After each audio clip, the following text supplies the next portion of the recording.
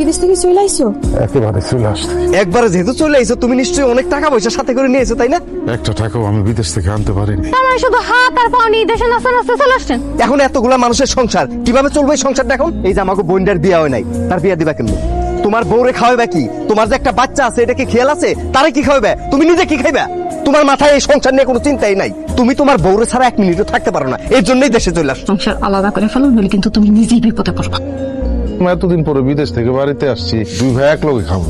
আমার ডাকলি না কেন? আজকে বাড়িতে শুধু রান্না বান্না আমাকে দুইজনের হয়েছে, সেজন্য আমরা দুইজনে খেতে বসছি। আপনার করে ডাকিনি, কারণ আপনাদের জন্য কোনো রান্না বান্না হয়নি। ঘরের মধ্যে মানুষ হলো 5-6 জন, তুমি দুইজনের জন্য রান্না করছো কেন? এখন থেকে আমরা দুইজন আলাদা খাবো, আলাদা সংসার করুন, এর জন্য আমাকে দুইজনের জন্যই রান্না হয়েছে। এখন বুঝছেন?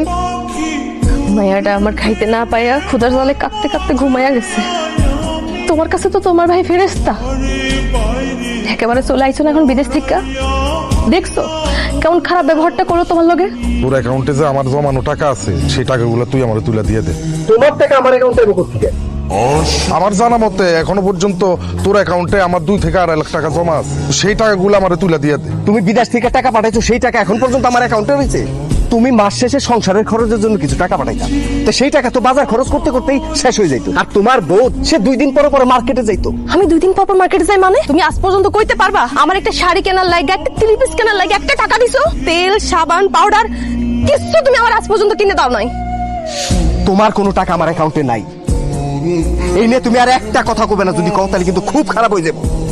খালি বড় ভাই দেখে আজকে কিন্তু কইলাম না, নাইলে পরে এর একটা বিহিত আমি করে থাকতাম। এখন বউ বাচ্চা লয়েছে, আমি কই যাবো, কেমনে যাবো, সংসার চালামু। তাই ভাবছি জমিটা বিক্রি করার পরে যে টাকা পয়সা পাবো, সেই টাকা দিয়া বাজারে একটা মুদি দোকান দিব। আমি তোমার জমিটা দলিল কইরা তোমার সব টাকা বুঝাই দিব। জমির পাশে দাঁড়ায় কি নিয়ে কথাবার্তা বলতেছেন? এই যে তোমার বাইরে এই জমিটা বিক্রি করব, সেইটা নিয়ে কথাবার্তা কইতেছিলাম। কি উল্টাপাল্টা কথা কন আপনি? কার জমি কেনা বিক্রি করবো? কেন আকবরের জমি আমার কাছে বিক্রি করব? যেটা জানেন না কাকা সেটা নিয়ে কোনো কথা কইবেন না। এই জমি আমার ভাইয়ের না, এই জমি আমার।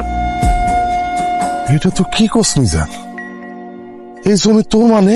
আপনি কি ভুলে গেছেন 3 বছর আগে মতিন কাকার কাছ থেকে নগদ 3 লাখ টাকা দিয়ে এই জমি আমি কিনছি। মতিন কাকার কাছ থেকে এই জমিটা কিনছিস ঠিক আছে, কিন্তু এই জমি কেনা 3 লাখ টাকা আমি তো বিদেশ থেকে তোরে পাঠাইছি। টাকা আপনি দিছেন মানে? টাকা তো আমি আমার শ্বশুর বাড়ি থেকে আনছি। এই যে দেখেন, এই যে দলিলের মধ্যে দেখলেই বুঝতে পারবেন জমি তো আমার নামে।